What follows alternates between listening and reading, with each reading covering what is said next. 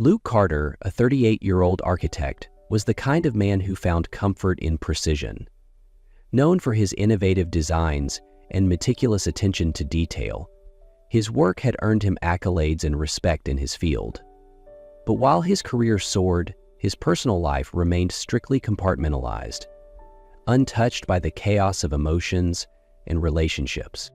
Luke's office, perched high in a downtown skyscraper, was a reflection of his personality, sleek, modern, and devoid of clutter. As he reviewed blueprints for his latest project, the intercom buzzed, breaking his concentration.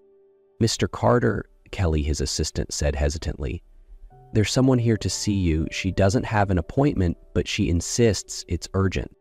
Luke frowned, annoyed by the interruption. "You know my policy on unannounced visitors, Kelly." "I do, sir," she replied, her tone uneasy.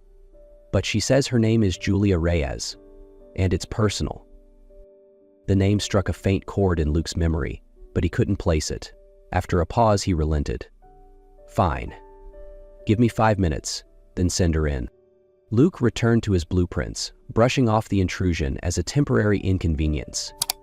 Little did he know, his life was about to be upended in ways he could never have predicted. When the office door opened, Luke didn't look up immediately. Maintaining control in unexpected situations was second nature to him, and he had no intention of giving this Julia Reyes the upper hand. "Mr. Carter," a woman's voice said, steady but tinged with tension, "thank you for seeing me." Luke finally raised his eyes and froze. Julia Reyes stood before him, looking both familiar and unfamiliar. Her dark hair was shorter than he remembered, her face sharper, more serious. But there was no mistaking her. 7 years ago, their paths had crossed briefly, fleetingly, during a conference in Chicago. "Julia," he said neutrally, leaning back in his chair, "this is unexpected." "I wouldn't be here if it wasn't absolutely necessary," she replied, still standing, her hands clasped tightly in front of her. "Then you'd better tell me why you're here." Julia hesitated, then took a deep breath. "That night we spent together in Chicago, I got pregnant." The words hit Luke like a blow, though he kept his face impassive. "I see," he said carefully, though his mind raced. Julia's voice cracked slightly as she continued. "I have a daughter. Her name is Luna, and she's 6 years old. And I need your help." Luke's grip on the edge of his desk tightened. "Help with what, exactly?"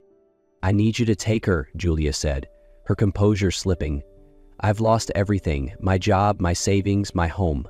I can barely provide for myself, let alone for her." Luke stared at her, his mind calculating scenarios, implications, outcomes. But beneath the logical noise, a faint, unfamiliar feeling began to stir. Luke Carter prided himself on his ability to stay grounded, no matter how chaotic the situation. But as Julia handed him a folder containing documents, including a birth certificate with his name listed under father, that calm exterior began to crack. "I have everything ready for a DNA test," Julia said, her voice steady but layered with urgency. "You can choose the lab, the doctor, anything to put your mind at ease." Luke nodded curtly. "I'll handle it." Though he kept his tone neutral, doubt gnawed at him. He needed more than her words. He needed proof, the kind that couldn't be refuted. The next morning, Luke arranged for the test at a clinic of his choosing, keeping Julia informed. He told himself it was just another problem to solve, but the wait for results proved excruciating. Days passed, and Luke found himself replaying fragments of that night in Chicago. Could it be true? The results arrived on a Thursday morning. Luke stared at the email, his heart pounding in a way he hadn't felt in years. 99.99% probability of paternity. The conclusion was inescapable. Luna was his daughter. Later that evening, Julia brought Luna to his penthouse. When the elevator doors opened, Luke found himself face to face with a little girl who looked unnervingly familiar. Luna stood holding Julia's hand, her dark curls framing a curious face that mirrored his own in more ways than he cared to admit. "Hi," Luna said softly, her voice steady despite her shyness. "Hi, Luna." Luke replied, his voice gentler than he expected. He hesitated. I'm Luke. You're my dad, Luna stated, more as a fact than a question. Luke glanced at Julia, who nodded slightly, her eyes filled with cautious hope. Come in, he said, stepping aside.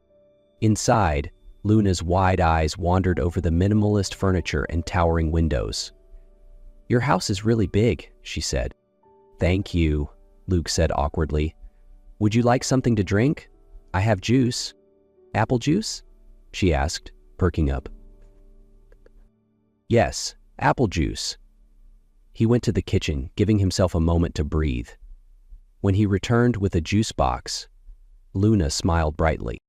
Thank you, Dad, she said, the word catching him off guard. Luke's throat tightened, an unfamiliar warmth spreading through him. For the first time, he realized this wasn't just about logistics or DNA. It was about a little girl who had no idea how much she was about to change his life. The following week was unlike anything Luke Carter had ever experienced. Julia, desperate for stability, asked him to take care of Luna temporarily while she looked for a new job and a permanent home. I'll only need a week, she promised, just until I get back on my feet. Luke hesitated. He was a man who thrived on control, on knowing the outcome of every decision. Taking care of a 6-year-old was entirely uncharted territory. But when he looked at Luna, wide-eyed and hopeful, he couldn't say no. Fine, he said finally. 1 week. The first morning was a disaster. Luke had no idea how to pack a school lunch or braid hair. Luna's questions came rapid fire. Where's my backpack? Do I need my library book? Can we have pancakes for breakfast? By the time he dropped her off at school, he was already exhausted. But as the days passed, Luke began to adjust. He learned Luna's favorite foods, her bedtime routine, and how to read her moods. She was bright and curious, asking endless questions about his work. One evening, she stood beside him at his drafting table, watching as he sketched a design. Can I try? She asked, holding out her hand for a pencil. Luke hesitated but handed it to her.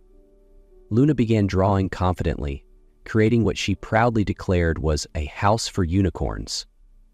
Luke couldn't help but smile. But the turning point came midweek when Luna had a severe asthma attack. It started with a small wheeze, but within minutes, she was struggling to breathe. Panicked, Luke called Julia, who immediately instructed him to take Luna to the emergency room. At the hospital, Julia arrived just as the doctors began treatment. Luke stood helplessly by, his usual calm shattered. Watching Luna struggle was unbearable. She'll be okay, Julia reassured him, though her own hands trembled. Hours later, as Luna slept soundly in her hospital bed, Luke sat beside her, his head in his hands. Guilt weighed heavily on him, intertwining with the growing resolve. I should have known, he murmured, his voice thick with regret. Julia placed a hand lightly on his shoulder. It was in the medical records, she said, her voice soft but strained. Her asthma's been under control for years. I didn't think... She broke off, taking a shaky breath. Luke looked at her, then at Luna. I can't keep doing this halfway. If I'm going to be in her life, I need to be all in. From that moment on, something shifted in Luke. He rearranged his work schedule to attend Luna's school events and started picking her up from school. He even learned to braid her hair, though his first few attempts were laughably uneven. For the first time in his life, Luke Carter's world wasn't defined by blueprints or deadlines. It was defined by the laughter of a little girl who was slowly teaching him what it meant to truly care for someone else. But just as Luke was beginning to find his rhythm as a father, the outside world intruded in a way he hadn't prepared for. The balance he'd carefully constructed began to tilt when an unexpected phone call shattered their peace. Luke's decision to fully embrace fatherhood marked a new chapter for him and for Julia. Though their relationship was still cautious, they began working together to provide Luna with the stability she deserved. The first major step was housing. Luke insisted on helping Julia find a permanent place to live. "I found an apartment close to her school," Luke said one evening, showing Julia the listing. "It's in a secure building and it has enough space for both of you." Julia hesitated, her pride warring with her need for stability. "I appreciate this, Luke, but I can't let you pay for everything. I need to do this on my own." "You can pay rent once you're back on your feet," Luke offered, his tone firm but understanding. "This isn't about us, Julia. It's about Luna." Reluctantly, Julia agreed, and within days she and Luna were settling into their new home. Seeing her daughter excitedly decorate her new bedroom brought tears to Julia's eyes. Meanwhile, Luke and Julia began to navigate co-parenting. They attended Luna's school events together, worked out shared routines, and even spent time as a family on weekends. One Saturday, they took Luna to the park, where she delighted in showing off her gymnastics moves. "Watch this, Dad," Luna called, attempting a wobbly cartwheel. Luke applauded, a genuine smile spreading across his face. "You're amazing, kiddo." Later, as they sat on a picnic blanket, Luna looked up at her parents. "It's nice when we're all together," she said simply. Julia glanced at Luke, their eyes meeting for a brief moment. There was an unspoken understanding between them, a shared desire to give Luna the life she deserved. But the closeness also reignited old feelings. One evening, after putting Luna to bed, Luke and Julia found themselves lingering in the living room. "You've changed," Julia said softly. "So have you," Luke replied, his voice steady. They didn't say more, but the air between them felt charged, filled with possibilities they weren't quite ready to name. As the weeks turned into months, their bond deepened, not just as co-parents, but as two people rediscovering each other. Slowly, tentatively, they began to wonder if this unexpected journey could lead to more than just rebuilding their family. Just as Luke was settling into his new life as a father, an unexpected challenge threatened to unravel everything. Early one morning, Julia called Luke, her voice tense. "Have you seen the news?" "No," Luke replied, frowning as he opened his laptop. The headline hit him like a punch. "Renowned architect's hidden family, Luke Carter's secret daughter and former flame revealed." The article was filled with photos of him, Julia, and Luna at the park, accompanied by invasive speculation about their relationship and how it might affect Luke's career. By the time he arrived at his office, the fallout had already begun. His partners and clients were calling non-stop, questioning his judgment.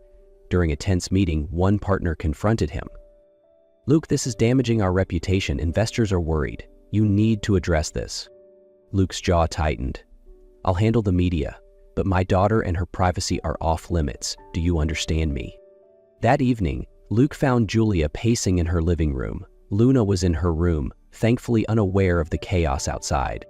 "This is why I didn't tell you before," Julia said, her voice breaking. "I didn't want her dragged into your world." "She's my world now," Luke replied firmly, "and I'll protect her, no matter what it takes." The media frenzy forced Luke to make a choice he had long avoided. After days of reflection and heated meetings, he called his partners together. "I'm stepping back," Luke announced, his voice calm but resolute. "I'll remain involved in strategic planning, but the day-to-day operations need a new lead." His colleagues were stunned. "Luke, are you sure about this?" one asked. "Yes," he replied firmly. "My priorities have changed. It's time I focus on what matters most." With the transition in motion, Luke turned his attention back to Julia and Luna. On the evening of Luna's school play, he and Julia sat side by side in the front row, their hands brushing as they clapped for Luna's performance. "You're smiling," Julia teased softly. "It's hard not to," Luke admitted, watching Luna beam on stage. After the play, as Luna ran off to celebrate with her friends, Luke led Julia to a quieter corner of the auditorium. "Julia," Luke said, his voice low but unwavering as he took her hands. "I've spent my entire career creating spaces that people call home. But the truth is, I didn't know what home really meant until now. You and Luna have shown me something I never thought I needed. You've changed everything." Tears glistened in Julia's eyes as Luke dropped to one knee. "Will you marry me?" he asked, his voice steady but filled with emotion. Julia laughed through her tears. "Yes," she said, pulling him up into an embrace. Their wedding was small, intimate, and perfect. Luna proudly stood as their flower girl, scattering petals with dramatic flair.